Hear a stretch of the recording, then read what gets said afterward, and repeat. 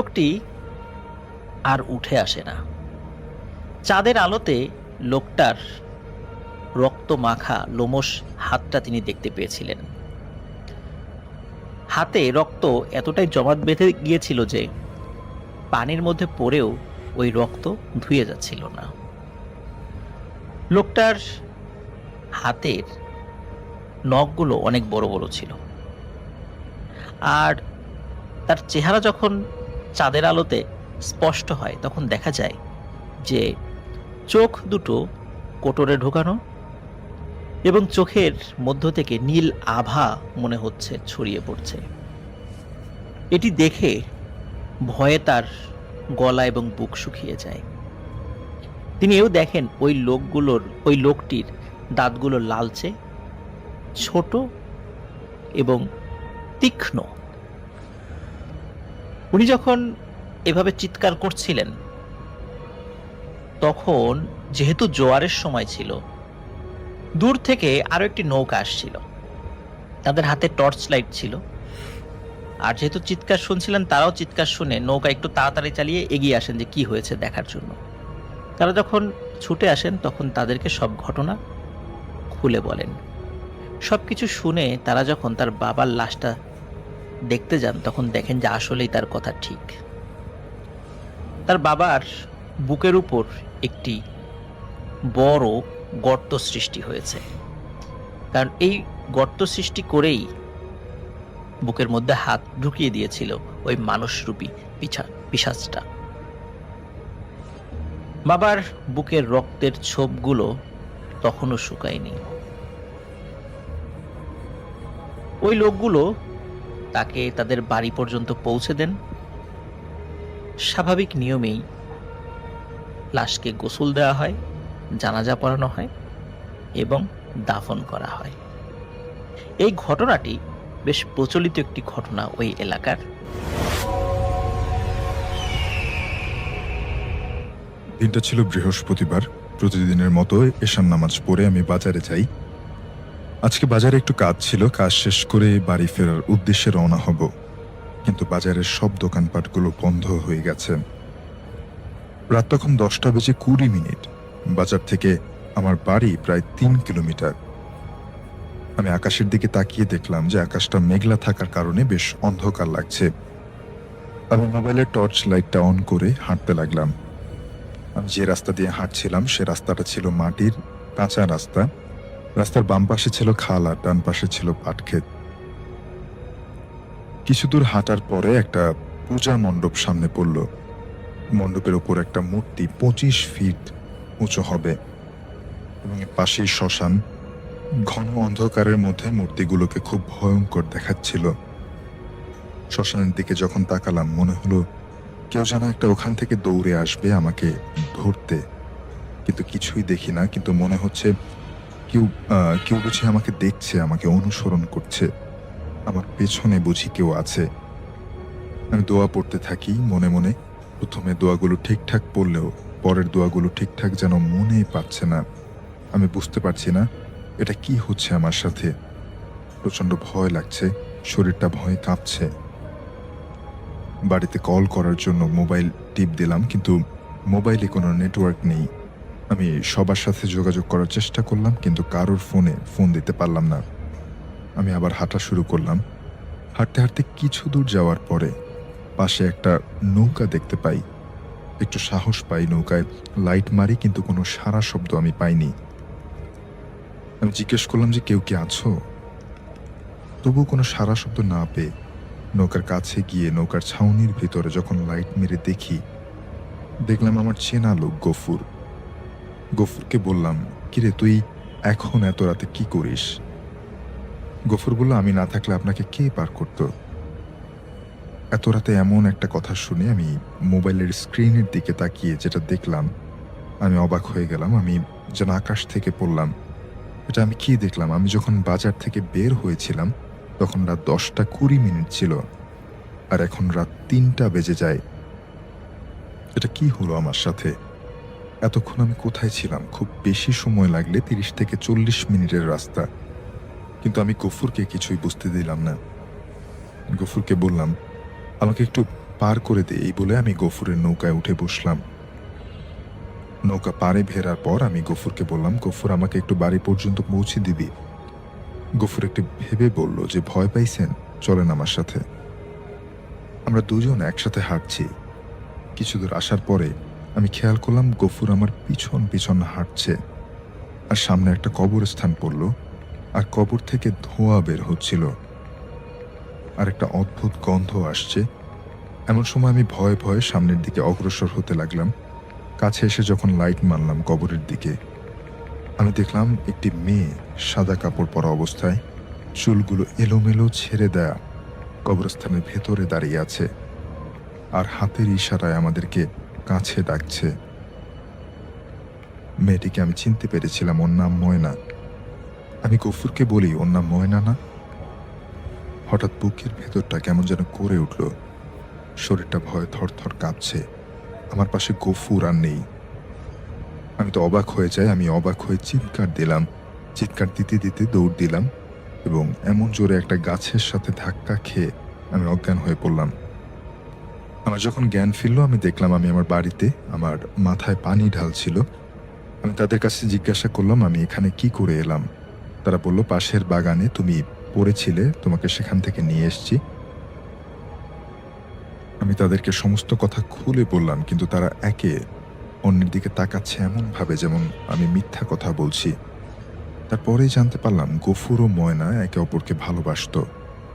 গফুর ছিল নৌকার মাঝি, আর ময়নার বাবা ছিল প্রতাপশালী একজন ক্ষমতাবান।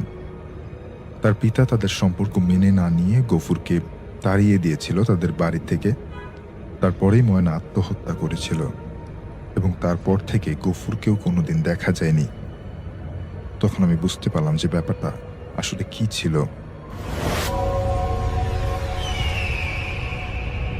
আসসালামু আলাইকুম রাসেল ভাই, আশা করছি আপনি ভালো আছেন। রাসেল ভাই, আজকে আমি এমন একটি ঘটনা আপনার সঙ্গে শেয়ার করতে যাচ্ছি। এটি আমাদের এলাকার বহু বছর আগের একটি ঘটনা, কিন্তু ঘটনাটা এতটাই ভয়ানক ছিল যে আজও সেই নদীর নাম শুনলে কিছু বয়স্ক মানুষের মুখের রং বদলে যায়। এতটাই ভয়ানক একটা ঘটনা আপনার সঙ্গে আজকে শেয়ার করতে যাচ্ছি। তো রাসেল ভাই, কোনো কথা না বাড়িয়ে সরাসরি আমি ঘটনায় চলে যাই। ঘটনাটি বর্ষাকালের একটা ঘটনা। টানা কয়েকদিন বৃষ্টি থাকার কারণে সেই সময় নাকি মানে এলাকায় এত বেশি বৃষ্টি হয়েছিল যে এলাকার প্রত্যেকটা ডোবা, নলা, মানে জায়গা জমি সব কিছুর মধ্যে পানিতে ভরে গিয়েছিল। আর সেই সময়ে মারা গিয়েছিল আমাদের এলাকার খুবই সম্মানিত একজন মানুষ, যার নাম সমীর উদ্দিন। কিন্তু সমস্যা হয়, তার মানে আমাদের যে গ্রামটা ছিল, এই গ্রামের কবরস্থানটা ছিল নদীর ওই পাশে। আর সমীর উদ্দিন মরার সময় এটাই ওসিয়ত করে গিয়েছিল যে তাকে যেন সেই পুরনো কবরস্থানেই দাফন করা হয়। যাই হোক, দিনের বেলায় জানাজা হওয়ার কথা ছিল, কিন্তু প্রচণ্ড রকমের বৃষ্টি হওয়ার কারণে জানাজার দেরি হয়ে যায়।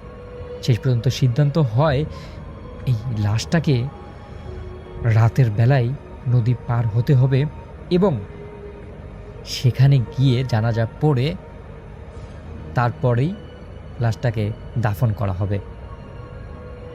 যাই হোক, বৃষ্টি থামতে থামতে তখন প্রায় রাত 11টা বাজে। আকাশে চাঁদ নেই, মেঘে ঢাকা আকাশ। বর্ষার মানে আকাশ এমন যেন ভয়ানক একটা রূপ ধারণ করেছে, যেন মনে হচ্ছে একটু পরেই আবার বৃষ্টি আসবে। কিন্তু এই সময়টাতেই এলাকার মানুষ সিদ্ধান্ত নেয় তাকে নিয়ে নদীর ওপার যেতে হবে, কারণ লাশটার প্রচণ্ড কষ্ট হচ্ছে, খুব তাড়াতাড়ি লাশটাকে দাফন করা প্রয়োজন। এরপর একটা বড় কাঠের নৌকায় লাশটাকে তোলা হয়, সাদা কাফনে মোড়া। একদমই যেন মনে হচ্ছে যেন কোনো লাশকে গহীন অন্ধকারের দিকে নিয়ে যাওয়া হচ্ছে। নৌকায় ওই মৃত ব্যক্তির দুজন ছেলেকে তুলে দেওয়া হয়, আর কয়েকজন আত্মীয় সহ গ্রামের ইমাম সাহেব এবং দুজন অভিজ্ঞ মাঝি ঠিক করা হয়, যেন তারা সঠিকভাবে নৌকাটা চালিয়ে ওই পাড়ে নিয়ে যায়।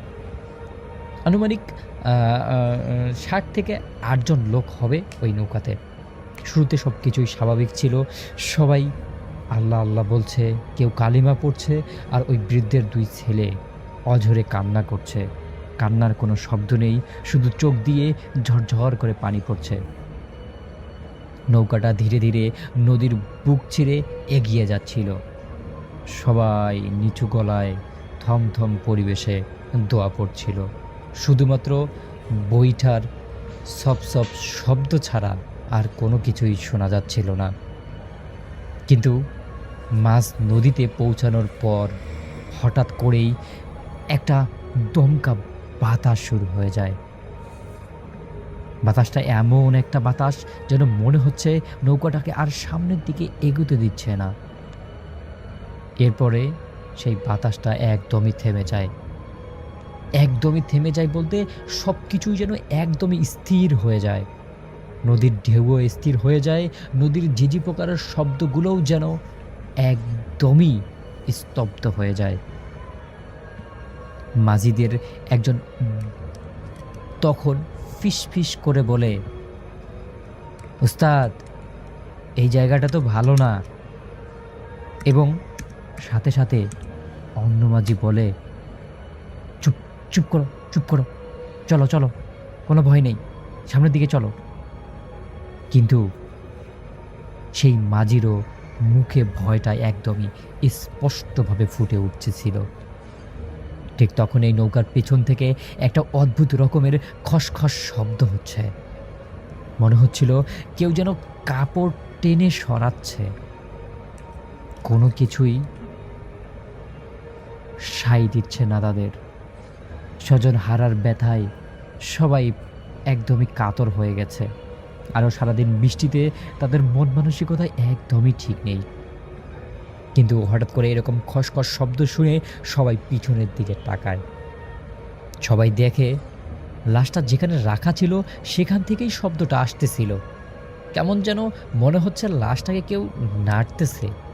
তখন সেই লাশের একজন সাহসী আত্মীয় হেরকিনের আলো তুলে ধরল, দেখার চেষ্টা করলো লাশটা ঠিক আছে কিনা। দেখলো যে কাফনের কাপড়টা আগের মতোই আছে, লাশটা যেখানে রাখা হয়েছিল সেখানেই আছে। আর নদীর পানি তো স্থির, এখানে তো ঝাঁকনি নেই, তো লাশটা নড়াচড়া করারও কোনো কারণ নেই। সব কিছুই মনে হচ্ছে স্বাভাবিক আছে। সবাই মনে করলো হয়তো কোনো একটা মাছ বা কাঁকড়া কোনো কিছু নৌকার মধ্যে আছড় করেছে। এর কয়েক মিনিট পর আবারও সেই খসখস শব্দ, এবার একটু জোরে।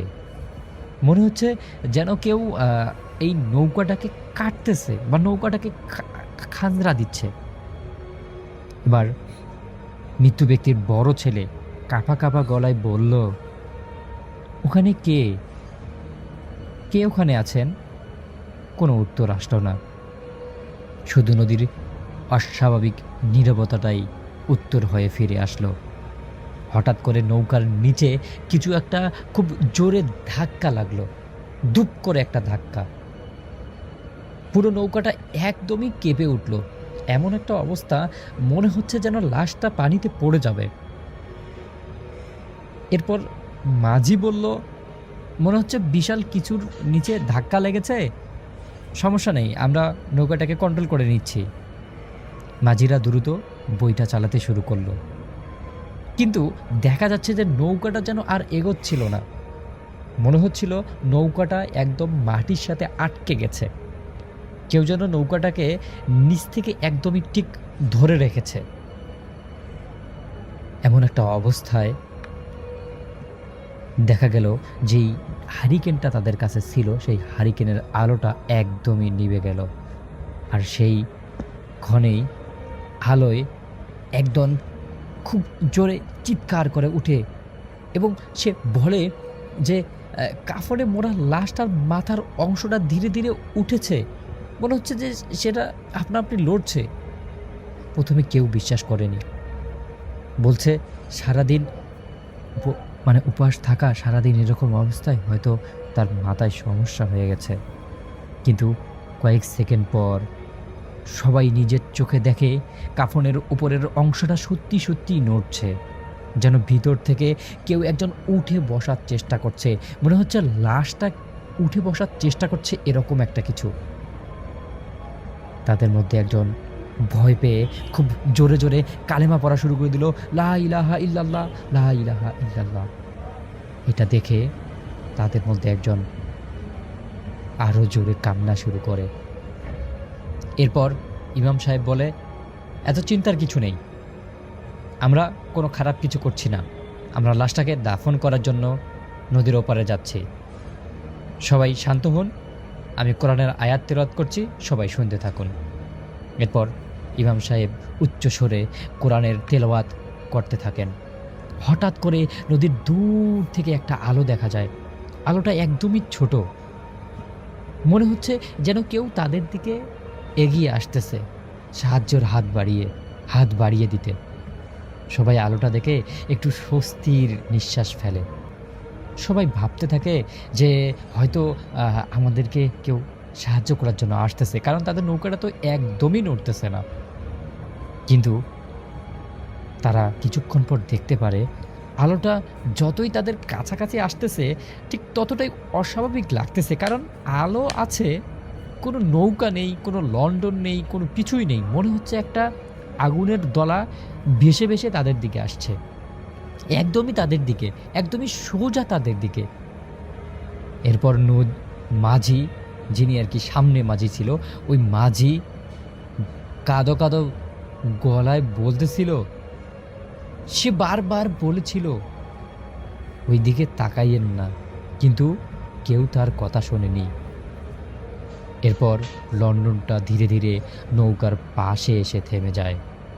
আর ঠিক সবাই দেখতে পারে যে এটা কোনো লন্ডন বা এটা কোনো আগুন বা এটা কোনো নিয়ম্প টাইপের কিছুই না, এটা হচ্ছে একটা হাত, মানুষের হাত, একদমই পচে যাওয়া, ফ্যাসকে যাওয়া এমন একটা হাত, যেন মনে হচ্ছে এটা সত্যি ভয়ানক কিছু। শুধুমাত্র হাত, কোনো শরীর নেই, কোনো কিছুই নেই, একদমই কিছু নেই। তারপর ইমাম সাহেব খুব জোরে জোরে কোরআন তেলাওয়াত শুরু করেন, আল্লাহ আল্লাহ বলতে থাকেন বাকি সবাই। পর মুহূর্তেই সেই আলোটা টুপ করে পানির নিচে ডুবে যায়, আর পুরো নদীর বুকে এক বিকট রকমের হাসির শব্দ ভেসে আসে, হা হা হা হা হা হা হা। মনে হচ্ছিল যেন শত শত মানুষ একসঙ্গে হাসছে, একসঙ্গে যেন তাদেরকে ভয় দেখানোর চেষ্টা করছে। এই হাসির শব্দ শুনে নৌকার মধ্যে কয়েকজন আতঙ্কে একদম জ্ঞান হারিয়ে ফেলে। কিন্তু ঘটনাটা তখনও শেষ হয়নি। তারা দেখতে পারে হঠাৎ করেই কাফনের গিটগুলো একে একে খুলে যেতে শুরু করে। কেউ ছুঁয়েও দেখেনি, কেউ ধরেও নি, কেউ সেদিকে যায়ও নি। তবুও দেখছে একটার পর একটা কাফনের যে 3টা গিট ছিল সেই গিটগুলো খুলে যায়, সাদা কাপড়টা আলগা হতে থাকে। তারপর কাফনের ভিতর থেকে ধীরে ধীরে একটু আগে যেই হাতটা তারা দেখেছিল ভেসে আসা, সেই হাতটা বেরিয়ে আসে। অস্বাভাবিক রকমের শক্ত হয়ে থাকা আঙ্গুলগুলো কয়েক সেকেন্ডের জন্য নড়াচড়া করছে, তারপর হঠাৎ করে সোজা হয়ে আকাশের দিকে উড়ে যায়।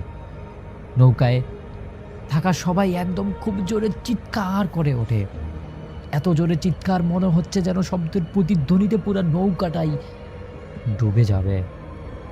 এটা দেখার পর মৃত ব্যক্তির ছোট ছেলে এক চিৎকার করে জ্ঞান হারিয়ে পড়ে। এরপর ইমাম সাহেব দাঁড়িয়ে উচ্চ স্বরে আজান দিতে শুরু করেন। তার কণ্ঠ যত জোরে হচ্ছিল ততই নৌকার চারপাশের পানিগুলো অস্বাভাবিকভাবে উত্তাল হয়ে উঠতেছিল। মনে হচ্ছিল নদীর নিচে শত শত কোনো মাছ বা হিংস্র কোনো কিছু নড়ছে। এত জোরে শব্দ হওয়ার পরেও যেন কোনো কিছুই থামছে না, কোনো কিছুই যেন আগের মতো ঠিকঠাক হচ্ছে না। এরপর ইমাম সাহেব বলেন, আমাকে একটু পানি দিন। কারো কাছে একটা বোতল থাকা পানি ইমাম সাহেবকে দেওয়া হয়। ইমাম সাহেব উজু করে একদম হাত তুলে নামাজ শুরু করে দেয়। যখন 2 রাকাতের নামাজের সালাম ফিরালেন, ঠিক তখনই কিছু একটা যেন নিচের থেকে বিড়বিড় করে বুদবুদ বুদবুদ শব্দ উঠতেছে। সবাই এত জোরে ভয় পেয়েছে, মনে হচ্ছে নামাজ পড়ার কারণে সেই অশরীরী বা যেটাই তাদেরকে আক্রমণ করেছে ওর শরীরে আগুন জ্বলে উঠতেছে। মনে হচ্ছে এবার সে ফাইনাল আক্রমণটা করে বসবে তাদের দিকে। ঠিক তখনই দূরের মসজিদের কবরস্থানের পাশের যে মসজিদটা ছিল, সেই মসজিদ থেকে ফজরের আজান ভেসে আসে। আল্লাহু আকবার, আল্লাহু আকবার। প্রথম তাকবীর শোনা মাত্রই সব কিছু একদমই থেমে যায়, একদমই থমকে যায় পুরো পরিবেশ। পানিতে কোনো আলোড়ন নেই, কোনো বুদবুদ নেই, কোনো ধাক্কা নেই। নৌকাটা আবার স্বাভাবিকভাবেই চলতে শুরু করে। সবাই হতভম্ব হয়ে যায়। ধীরে ধীরে তারা ঘাটের দিকে পৌঁছে যায়। মাঝি বলে, আমার নৌকাটা তখন কেমন যেন একলা একলাই চলতেছিল, এবং তারা সেখানে গিয়েই সর্বপ্রথম লাশটাকে পরীক্ষা করে দেখে লাশটা ঠিক আছে কিনা। দেখে সব গিটগুলো আগের মতোই শক্ত করে বাঁধা আছে, একটাও খোলা নয়। কাফনের ভিতরের লাশটা সম্পূর্ণভাবে স্বাভাবিক আছে, যেন মনে হচ্ছে কোনো কিছুই ঘটেনি। কিন্তু নৌকায় থাকা সবাই একই ঘটনা দেখেছিল, একই ভয় অনুভব করেছিল। তারা চিন্তা করলো যে এটা আমাদের সাথে কিভাবে হলো। তবে নদীর পাড়ের একজন বয়স্ক মানুষ তাদেরকে বলে, আমি তোমাদেরকে বলেছিলাম রাত্রের বেলায় তোমরা এই